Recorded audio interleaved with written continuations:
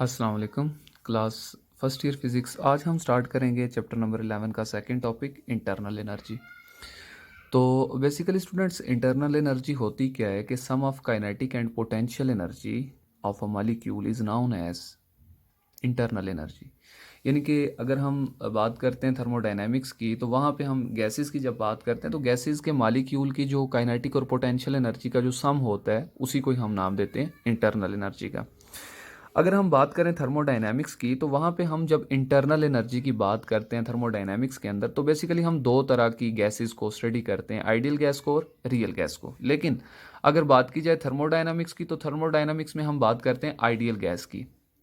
Ideal gas इसलिए लेते हैं कि इसमें हम जस्ट कंसिडर करते हैं translational kinetic energy of molecule को। यानी कि ट्रांसलेशनल काइनेटिक एनर्जी वो होती है जिसमें किसी भी बॉडी के जो पार्टिकल्स हैं वो अपनी पोजीशन को एक जगह से दूसरी जगह स्ट्रेट पाथ के अंदर चेंज करते हैं। ठीक है, तो इस तरह की जो उनकी मोशन होती है उनको ट्रांसलेशनल काइनेटिक एनर्जी का नाम दिया जाता है। लेकिन अगर बात की जाए रियल गैस की, तो रियल गैस में हमें ट्रांसलेशनल, वाइब्रेशनल और रोटेशनल तीनों चीज़ों को स्टडी करना पड़ता है, जिसकी वजह से थोड़ा सा कम्प्लेक्स मेथड हो जाता है, जिसको अभी हम स्टडी नहीं कर रहे, जस्ट आइडियल गैस की बात कर रहे हैं। तो आइडियल गैस को अगर देखा जाए तो उसमें जस्ट हम ट्रांसलेशनल काइनेटिक एनर्जी जो मॉलिक्यूल्स की है उनको स्टडी करेंगे।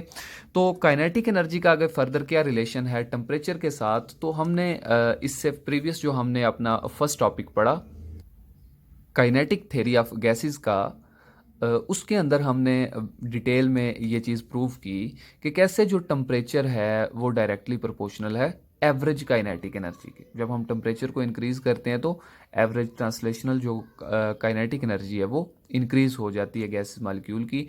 और इसी तरह टेम्परेचर बढ़ाने से इंटरनल एनर्जी भी इंक्रीज़ होती है। ठीक है, किसी भी बॉडी की इंटरनल एनर्जी है जो वो टेम्परेचर बढ़ाने की वजह से इंक्रीज़ होती है। अच्छा, टेम्परेचर लाजमी नहीं है कि हम किसी बॉडी का टेम्परेचर ही बढ़ाएं या उसको हीट प्रोवाइड करके उसका टेम्परेचर बढ़ाएं। ठीक है, देखें टेम्परेचर कब बढ़ेगा, जब हम किसी बॉडी को हीट प्रोवाइड करते हैं, हीट प्रोवाइड करके उसका टेम्परेचर बढ़ाएं और इंटरनल एनर्जी बढ़ जाएगी। लेकिन समटाइम ऐसा भी होता है कि हम डायरेक्ट हीट नहीं प्रोवाइड करते, तो डायरेक्ट हीट ना प्रोवाइड करके भी हम इंटरनल एनर्जी को इंक्रीज कर सकते हैं। वो कैसे? उसके लिए एक एग्जांपल हमने यहाँ पे देखी कि the internal energy of a system can also be increased even though no heat transfer take place. ठीक है, यानी कि हम इंटरनल एनर्जी को इंक्रीज कर सकते हैं इसके बावजूद कि हम उसको कोई हीट प्रोवाइड ना करें, because when two objects are rubbed together their internal energy increase because of mechanical work.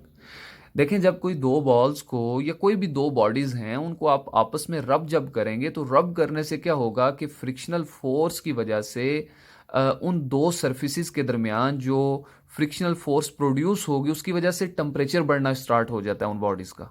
Temperature जब बढ़ेगा तो ऑब्वियसली उनकी इंटरनल एनर्जी बढ़ेगी। तो इसका मतलब ये हुआ कि इंटरनल एनर्जी का जो बढ़ना है वो डिपेंड नहीं करता हीट के ऊपर, कि हम हीट ही प्रोवाइड करेंगे तो टेम्परेचर इंक्रीज होगा तो इंटरनल एनर्जी बढ़ेगी, बल्कि हम बिना हीट प्रोवाइड किए भी टेम्परेचर को चेंज कर सकते हैं और इंटरनल एनर्जी को चेंज कर सकते हैं। इसके साथ हमने इंटरनल एनर्जी के जो दो पॉइंट्स यहाँ पे डिस्कस किए। Internal energy is a function of state, यानी कि इंटरनल एनर्जी जस्ट आपको किसी फंक्शन की स्टेट के बारे में बताएगी, उसके इनिशियल स्टेट या उसकी फाइनल स्टेट के बारे में बताएगी।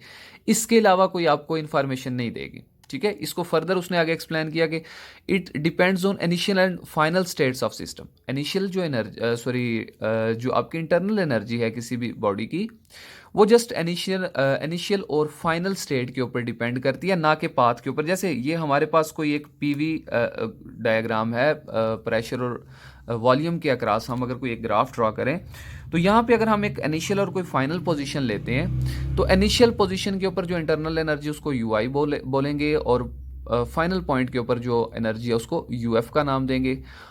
आपकी जो इंटरनल एनर्जी होगी वो पाथ 1 और पाथ 2 के ऊपर डिपेंड नहीं करेगी, वो जस्ट इनिशियल और फाइनल पॉइंट के ऊपर डिपेंड करेगी। या अगर आप change in internal energy find out करना चाहते हैं तो उसको हम लिखते हैं del U is equal to U F minus U I के साथ। ये आपके पास डिफरेंस आ जाता है इंटरनल एनर्जी का। ठीक है जी, तो ये थी इंटरनल एनर्जी। इसी के साथ हम देखते हैं वर्क एंड हीट को। वर्क एंड हीट को अगर देखा जाए तो बेसिकली वर्क भी एनर्जी है और हीट भी एनर्जी है। ठीक है। जस्ट क्या होता है कि जब हम किसी एक बॉडी को हीट प्रोवाइड करते हैं, मीन के एनर्जी प्रोवाइड करते हैं, तो हमें उसका output in the form of work मिलता है। ठीक है।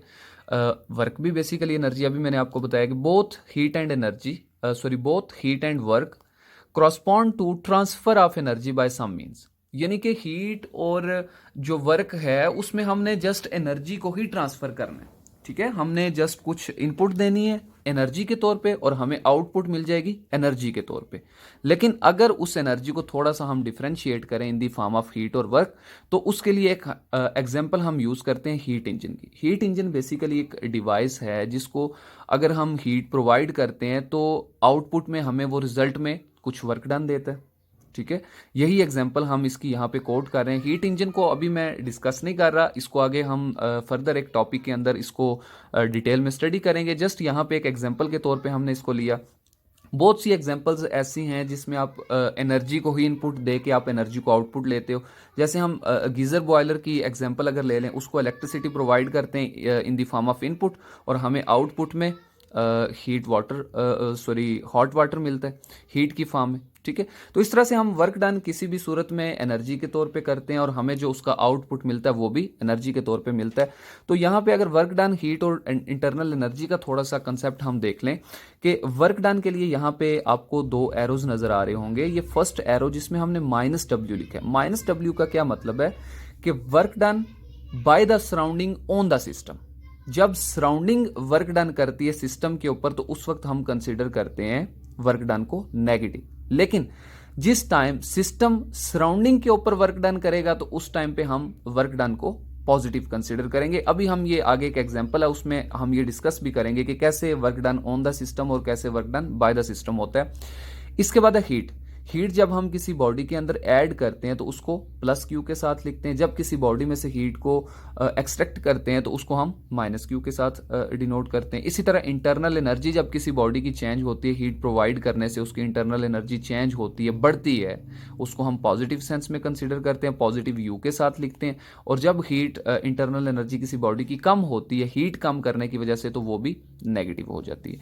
अच्छा, इसके बाद हमारे पास यहाँ पे एक एग्जाम्पल है पिस्टन की कि आपके पास कोई एक सिलेंडर है, ठीक है, जिसमें यहां तक कोई एक V वॉल्यूम है, इसके अंदर गैस के मॉलिक्यूल्स लाई कर रहे हैं। ठीक है, अब क्या हुआ कि हमने कुछ हीट प्रोवाइड की बॉडी को। ठीक है, जब इस कंटेनर को कुछ हीट प्रोवाइड करेंगे तो हीट प्रोवाइड करने से क्या होगा कि हीट हमने जब सिस्टम को प्रोवाइड की तो इंटरनल एनर्जी बढ़ जाएगी। तो जब इंटरनल एनर्जी बढ़ जाएगी तो सिस्टम है जो वो सराउंडिंग के ऊपर वर्क डन करेगा। तो जब सिस्टम सराउंडिंग के ऊपर वर्क डन करता है तो वर्क डन हमारा पॉजिटिव लिया जाता है। ठीक है, तो इसके लिए क्या होगा कि जब हीट प्रोवाइड करते हैं तो जो वॉल्यूम V है वहां से कुछ वॉल्यूम के अंदर जो चेंज आता है डेल V, उसको हम V प्लस डेल V के सेंस में लिखते हैं। और ये जो हमारे पास डिफरेंस आता है इसको आप डेल S या डेल Y के साथ रिप्रेजेंट कर सकते हैं। सिंपल उसने इसको एक्सप्लेन करने के लिए वर्क डन की जो इक्वेशन वो लिखी, फार्मूला वर्क डन का लिखा, W is equal to F into del d. इस डेल डी को हमने डेल Y के साथ यहाँ पे जो आपके पास चेंज आ रहा है उसके साथ चेंज कर दिया। अब अगर हम प्रेशर का फार्मूला देखें, P is equal to force per unit area और force is equal to pressure into area. तो work done is equal to pressure into यहाँ पे हमारे पास एरिया इनटू डेल वाई आ जाएगा। अब देखें कि यहाँ पे अगर हम एरिया को और डेल वाई को देखें, एरिया की बेसिकली 2 लेंथ और डेल वाई भी हमारे पास एक लेंथ की सूरत में आ रहा है। तो यहाँ पे जब 3 लेंथ्स आपस में मल्टीप्लाई होंगी तो हमारे पास ये वॉल्यूम बन जाएगा।